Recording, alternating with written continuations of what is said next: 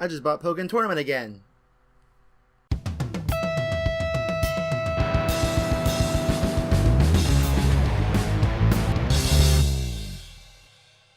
Not a whole lot of people bought the Wii U. In fact, I already made a video about that, which you should watch after this one. The thing is that there's actually a lot of great games in the Wii U. Now, Nintendo must already know this because we've already gotten some ports like Pokken and Mario Kart 8. Now, Pokken's already a pretty niche game, and that combined with the low sales of the Wii U, it only sold about 1.3 million. The game can appeal to both fans of Pokemon and fighting games, so I really think it deserves a second chance. The deluxe version adds new fighters, new supports, a 3-on-3 battle, replays, but the best part is they're all available from the start. Like, I didn't even unlock Mewtwo or all the supports in the original because the story mode is so tedious. Mario Kart 8, on the other hand, is from a series known for being top sellers on the consoles they released for. So why not leave 8 alone and move on to 9? Because the mechanics of Mario Kart 8 are damn near perfect. It also has the most tracks of any Mario Kart game when you factor in the very reasonably priced DLC. The Switch needed a big game after launch to keep the sales moving, and rather than use resources on developing an entirely new entry, they added some characters, new items, new modes, including the sorely missed battle mode, and just overall updated it for the Switch. It sucks having to unlock all the car parts again and paying full price for a game I already own, but keeping the Switch going strong after launch was more important to them than the 12 people who bought a Wii U. Battle mode and the portability kinda make up for it. So far we have a couple ports and a sequel to a very popular Wii U game, Splatoon. So the question is, which Wii U games need a port and which ones just need a sequel? Super Mario Maker was fantastic, but we already have a port of it on the 3DS. Since that game was so well put together, I could see them releasing an upgraded port with more items and more enemies. But it would be great to get some new mechanics like slopes or more room to put everything. I really don't see Bayonetta 2 coming to the Switch as much as I could see a third entry in the series, because I feel like if they did port number 2, they would kind of have to port number 1 also, but they did that already on the Wii U, and it would be the third time the game was released. Donkey Kong Country Tropical Freeze is another one I see people asking for a port, but I think they'd be better off with a sequel. The one game that I firmly believe needs an updated port is Smash 4. As of right now, they've given no indication that a 5th entry is being worked on, and those games take years in development. Now, I would love a new Smash, but I feel like it would be very beneficial to release a port now and a new entry later. In my opinion, like Mario Kart 8, Smash 4's mechanics are very near perfect. It strikes a good balance between melee and brawl. The only real problem I had with it was a lack of story mode or adventure mode. We got a board game on the Wii U version. That is not a good replacement for Melee's adventure mode or the Subspace Emissary. With a Switch port, we could get back the Ice Climbers, and